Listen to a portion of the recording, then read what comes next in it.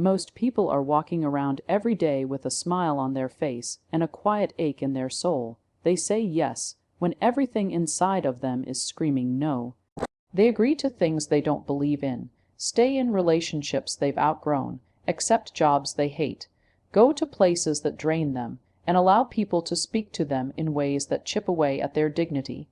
And they do all of this out of fear, fear of rejection, fear of judgment, fear of being misunderstood, and most dangerously, the fear of being alone. But what they don't understand is that every single time they say yes to something they don't align with, they're not just compromising, they're committing a quiet form of self-abandonment. They are teaching themselves, subconsciously, that their truth doesn't matter. They are telling the universe they are not worthy of more, not worthy of better, and not worthy of honoring their own voice.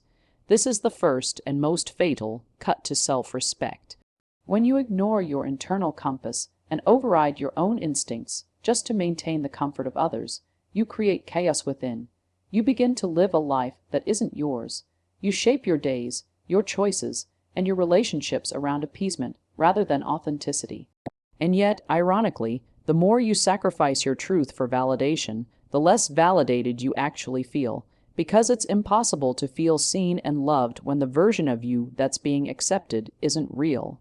It's a mask, a performance, a well-crafted image that may be liked, but will never be truly respected. Standing firm starts with recognizing the cost of saying yes when you mean no. It's not just a bad habit, it's a message you're sending out into the world. That message says, my boundaries are negotiable, my voice is optional, my worth is conditional. And once that becomes your energetic signature, life will reflect it back to you in countless ways through unfulfilling relationships, draining work, mistreatment, confusion, and a deep, chronic feeling of being lost. You won't just feel it emotionally, you'll start to feel it physically. Fatigue, headaches, anxiety, sleepless nights, because the body keeps score and it knows when you're out of alignment. This is why standing firm is not just about saying no to others, it's about saying yes to yourself. It's an act of radical self-respect. And the beautiful paradox is that once you start doing it, once you start honoring yourself unapologetically, something incredible begins to happen. You stop repelling the right people. You stop attracting chaos. You stop feeling drained. Why? Because people can feel energy. They can feel when you're pretending, but they can also feel when you're anchored, and being anchored is attractive in a way no appearance, no title, and no charm could ever be. Think about the people who command the most respect. They're not necessarily the loudest, the richest, or the best looking. They're the clearest. They know who they are, and they do not negotiate that. They don't explain or apologize for their standards. They simply live them, and the world bends around them as a result. This is the power of standing firm. It doesn't require aggression. It doesn't mean being rude, cold, or unkind. In fact, it often means being the opposite, deeply loving, compassionate, and honest. But it does mean being unwilling to betray yourself for the comfort of others. It means that your peace matters more than temporary approval. It means that you've outgrown the need to be liked by everyone and grown into the desire to be real with yourself. This shift is where true attraction begins. Because when you are honest with yourself and aligned with your values, you emit a frequency that's impossible to fake. You become magnetic not because you're trying to be, but because you're not trying at all. You're just being. And that kind of presence, the kind that comes from a rooted soul, is what draws the right opportunities, the right people, the right environments. But most importantly, it draws the best version of you forward, the version that was always there, buried under 1,000 false yeses. You must remember that people will test your boundaries not necessarily out of malice, but out of habit. If you've trained the world to expect your compliance, your silence, your willingness to bend, then your resistance will confuse them at first. But you are not here to be understood by everyone. You are here to understand yourself. You are not here to play small so others feel big. You are here to expand, and you cannot expand if you're always shrinking to fit places you've outgrown. So many people fear that standing firm will push others away. But the truth is, standing firm doesn't push the right people away, it pushes the wrong ones out. And in doing so, it makes room for the ones who are meant to walk beside your truth, not over it. Saying yes to what doesn't serve you creates a life full of resentment, regret, and restlessness. But when you stand tall in your no, you begin to feel powerful in ways you never imagined, because that no isn't just a word, it's a declaration. A declaration that you are no longer available for the version of life that insults your soul. That you are no longer entertaining energies that diminish your light. That you are no longer sacrificing your inner peace for external validation. There is something undeniably magnetic about a person who knows exactly who they are. Not someone who is perfect, not someone who has all the answers, but someone who walks into a room with a calm, steady energy that says, "I don't need to prove anything." That's certainty, and it's one of the most attractive forces in the world. People are drawn to it like gravity. They may not always understand why, but they feel it. In a world full of confusion, doubt, and mixed signals, certainty stands out like a lighthouse in a storm. It's not about arrogance. It's about presence. When you're certain, your energy settles. You're not fidgeting, you're not chasing, you're not over-explaining or apologizing for your existence. You simply are, and that alone is powerful. The problem is, most people are chasing the wrong thing. They're chasing perfection. They think if they can look perfect, speak perfectly, behave perfectly, never make a mistake, never be rejected, then they will be loved, valued, and respected. But perfection is intimidating, exhausting, and ultimately inauthentic. It's a mask that people wear to feel safe, but it doesn't create connection. It creates distance. Why? Because people don't trust perfection, they trust realness. And nothing feels more real than someone who is grounded in who they are. You can't fake that. You can't rehearse it. It's a vibration, not a presentation. Certainty comes from inner alignment, not from outer achievements. It's born when your thoughts, words, and actions are in sync, when you're no longer trying to fit into a mold that was never made for you, when you stop bending yourself into a version that will be liked and start becoming the version that feels like truth. That's when you stop leaking energy. That's when you walk into a room and people feel something they can't quite name, a presence, a quiet confidence, a sense of self. That's what makes people listen when you speak. That's what makes opportunities gravitate toward you. That's what makes people trust you even before they know you. We've been conditioned to believe that confidence is loud, that it's about being the center of attention, that it's a performance. But real confidence, the kind that comes from certainty, is often quiet. It doesn't need to announce itself. It doesn't need to compete or compare. It's not desperate. It's dignified. It doesn't chase approval because it doesn't depend on it. And ironically, that's exactly what makes it so magnetic, because when you don't need anyone to choose you, people start choosing you more. When you stop begging for validation, you start receiving respect. When you stop explaining yourself, you start being understood without words. That's the power of standing firm in who you are. Think about the people who leave a lasting impression on you. They're not the ones who tried the hardest to be liked. They're not the ones who shaped themselves to meet your expectations. They're the ones who were rooted in their truth, in their values, in their vision. You might not always agree with them, but you respect them. You remember them. You feel safe around them, not because they're predictable, but because they're consistent. Their energy doesn't fluctuate based on who's watching. They don't change based on opinion or popularity. They are who they are, no matter the room, no matter the moment. This is what builds trust. In relationships, in leadership, in life, trust is everything, and trust is built through certainty. When you stand firm in your convictions, people know where you stand. When you make decisions from clarity instead of fear, people feel secure around you. When you're consistent in your energy, people lean in. But when you're constantly shifting, second, guessing, over-apologizing, trying to be everything to everyone, you dilute your presence. You become forgettable, not because you're not enough, but because you're not fully you. Standing firm doesn't mean being stubborn or close-minded. It doesn't mean rejecting feedback or refusing to grow. It means that your foundation is solid, that you know your boundaries, your worth, your direction. And because you're solid, you can be flexible without being unstable. You can be open without being aimless.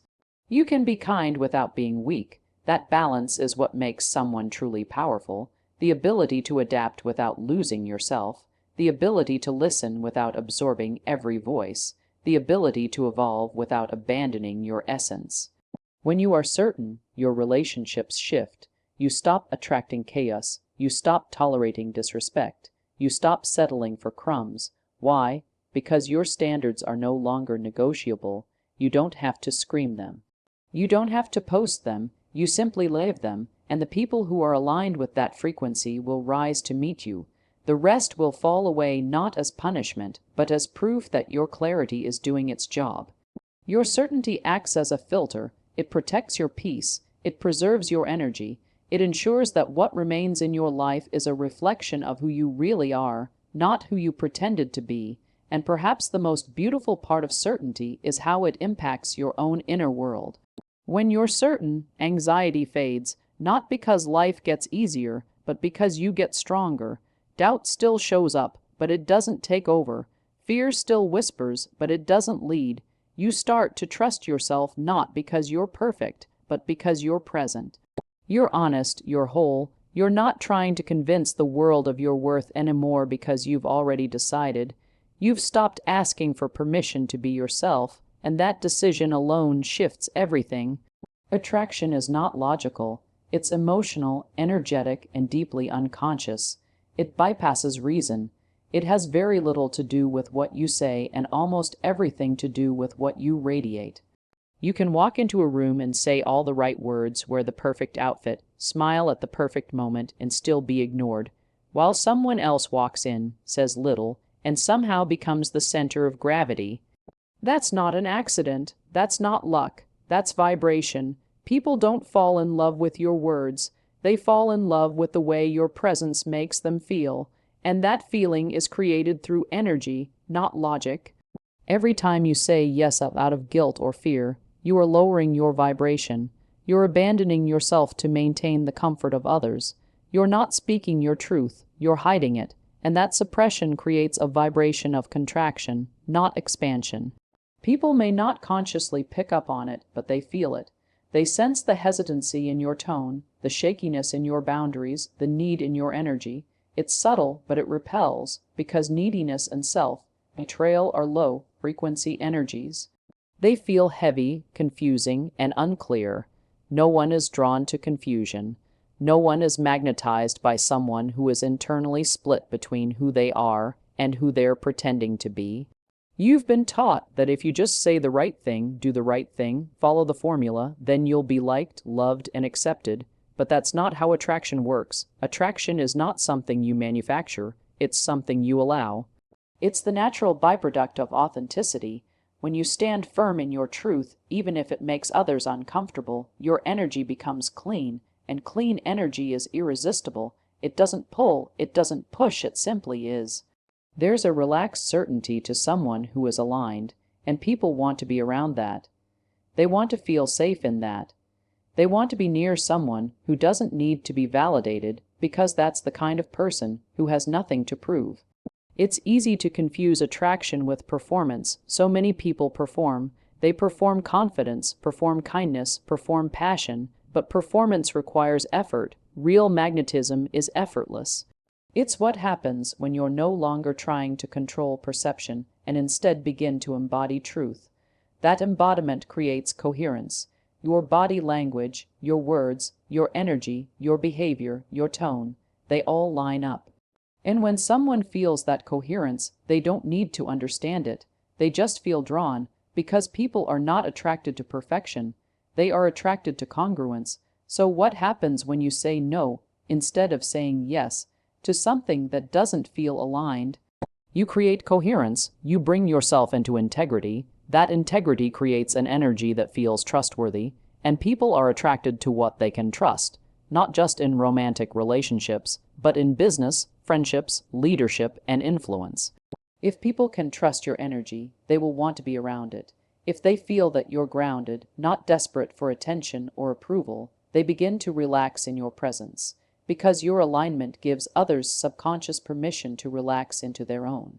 That's the secret of attraction. It's not just about drawing people toward you, it's about drawing their best self to the surface.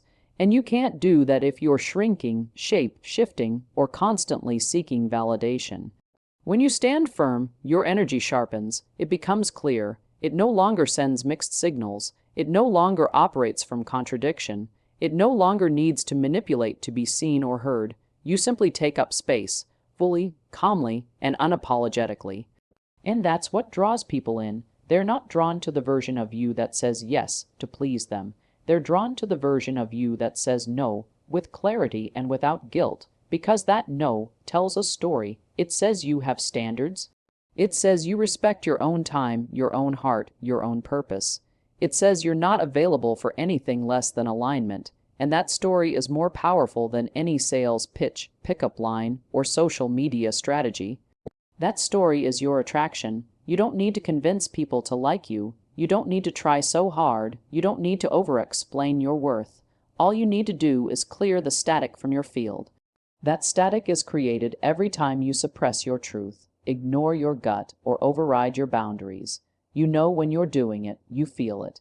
It creates a tension in the body. It creates confusion in the mind. It creates resentment in the heart. That's the price of dishonesty, not the kind you speak, but the kind you live. The solution is not to become louder or more impressive. The solution is to become cleaner in your energy. And that begins by learning to stand firm, especially when it's uncomfortable. The most magnetic people in the world are not the most attractive by society's standards. They are the most alive. They are lit up from within. They are tuned into their own frequency. They are unapologetically aligned, and that alignment is what people feel. That's what people remember. That's what creates a pull that logic cannot explain. Because attraction is not logical, it's energetic. It's about what you embody. It's about the tone beneath the words, the truth behind the smile, the strength behind the silence. It's about what your presence does to the emotional field of a room. That is the real language of attraction. Every time you say yes to something that doesn't resonate with your truth, you are not just making a small compromise, you are altering the direction of your life. You are taking a step away from alignment, and with each of those steps, you begin to carve out a path that was never meant for you. Most people don't realize this. They think one yes to something uncomfortable, unnecessary, or unworthy is harmless. But decisions, no matter how small they seem in the moment, are like seeds. They grow, they multiply, and eventually they shape the landscape of your life. One misplaced yes can reroute your destiny, not because the opportunity was bad, but because the agreement wasn't made in truth. There's an immense pressure in the world to say yes, to be agreeable, to be easy to work with, to be available, to avoid confrontation. We're taught from an early age that saying no is selfish, rude, or even disrespectful. And because we internalize that conditioning, we often say yes not from a place of openness, but from a place of fear. Fear of missing out, fear of being judged, fear of being abandoned. But every time you say yes just to avoid discomfort, you hand your power away. You give someone else permission to direct your life. You become a passenger in your own story, and over time, that story starts to look less and less like you. The truth is, every no you fear to speak is a doorway. Not a rejection, not a dead end, a doorway. Behind that no is a version of your life that is cleaner, brighter, more aligned. But to walk through it, you must be willing to release what's familiar. And that's where most people hesitate. They don't want to disappoint others. They don't want to be misunderstood. So they hold onto things they've outgrown. They stay in places that no longer inspire them. They keep connections that quietly drain their spirit, and they wonder why they feel stuck, numb, or lost. But that stuckness isn't a punishment, it's a signal. It's life whispering, this isn't your path anymore. The no that you resist the most is usually the one that holds your breakthrough. It's the one that scares you because it represents a shift. It's the one that threatens to dismantle your comfort zone. But growth never happens inside the comfort zone, and transformation never comes wrapped in convenience. Sometimes the greatest act of self-love is to stand firm and say, no more. No more tolerating half-hearted love. No more accepting crumbs in exchange for your time and energy. No more betraying yourself for the sake of keeping someone else happy. Because your future depends on the boundaries you create today, and your destiny cannot unfold if you keep saying yes to versions of life that do not honor who you are becoming. People often ask, but what if my no hurts someone? What if it creates tension? And the answer is, it might. Growth disrupts comfort. Truth disrupts patterns. Not everyone will understand your choices. Not everyone is supposed to. But you weren't born to be understood by everyone. You were born to be real, to be whole. To live in alignment with your deepest values, even if it makes you the black sheep for a while. That discomfort is temporary, but the regret of a life unlived is permanent. You can't walk into your purpose carrying the weight of everyone's expectations. You can't build a meaningful life while constantly abandoning your own desires, and you can't become who you're meant to be while still being everything to everyone. The moment you say no to what drains you is the moment you say yes to what will elevate you. And it may not be obvious at first. In fact, sometimes your life will get quieter when you begin to stand firm. Some people will fall away, certain opportunities will vanish, but let them. What's falling away is making space for what's trying to come in. Every no to what isn't for you is a yes to the version of you who's waiting on the other side of your fear. That version is stronger, more focused, more fulfilled, but she cannot emerge while you are still clinging to roles and routines that keep you small.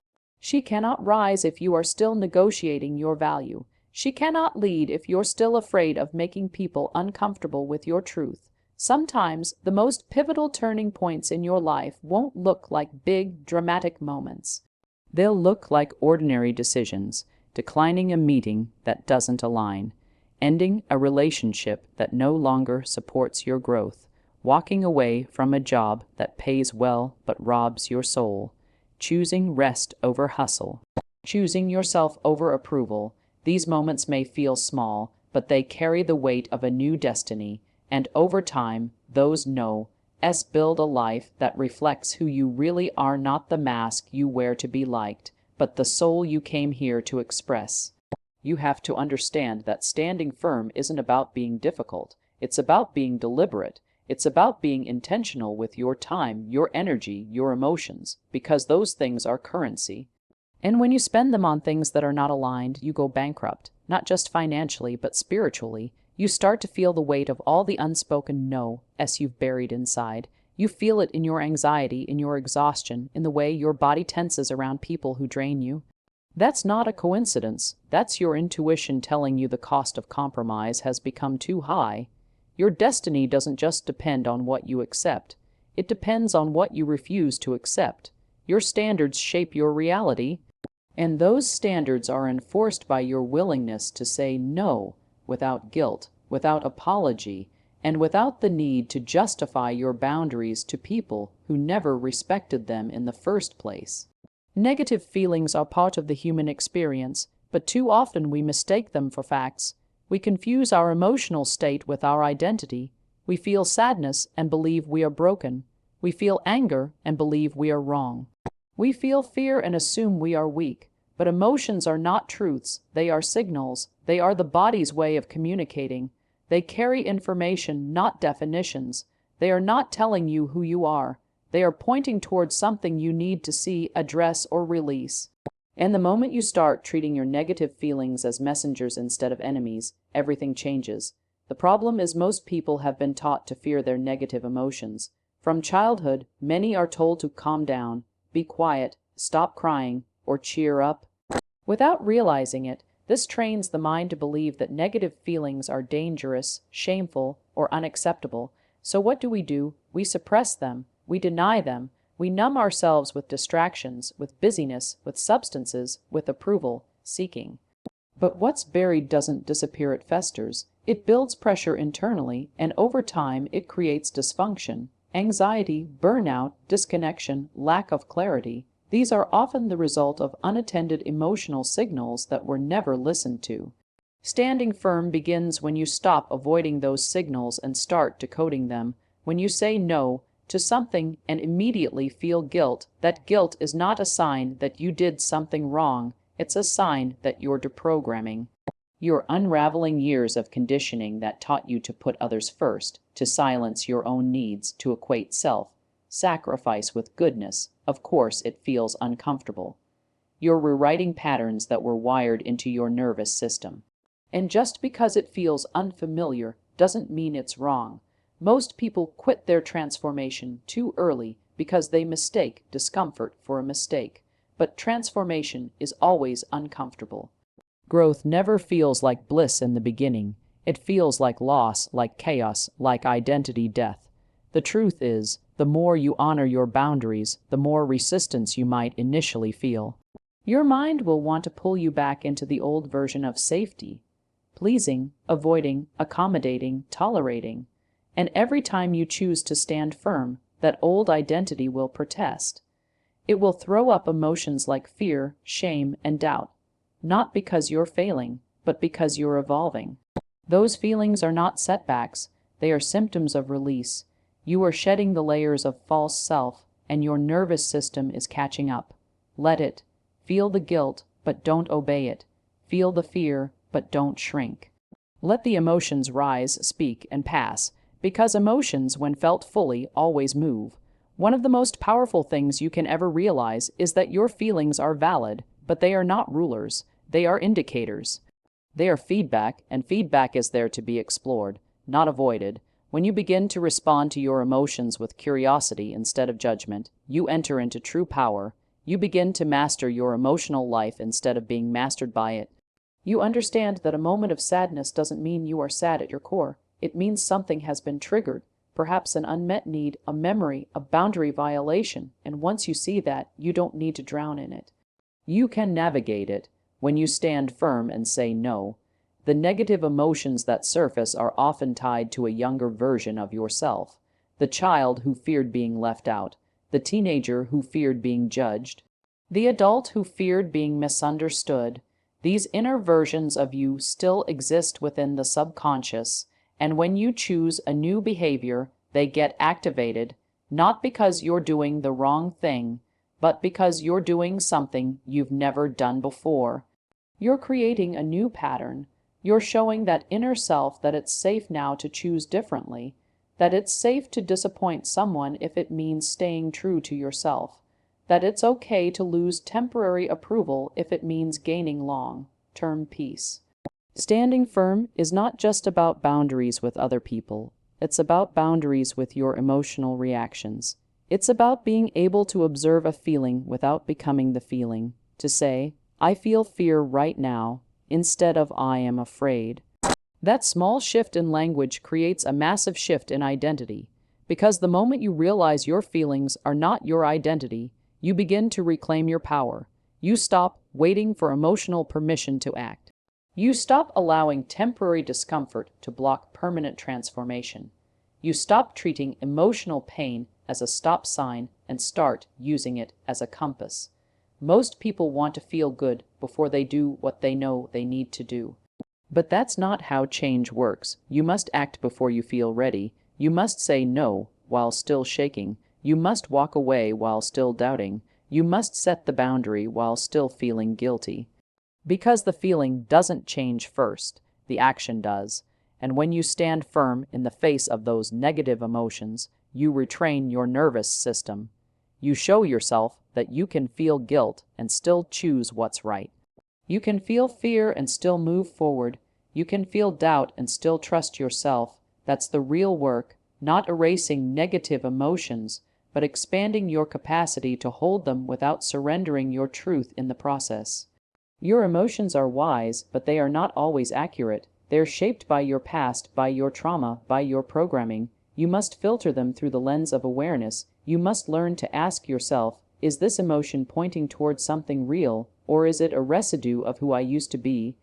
That level of awareness is what separates people who repeat cycles from those who break them.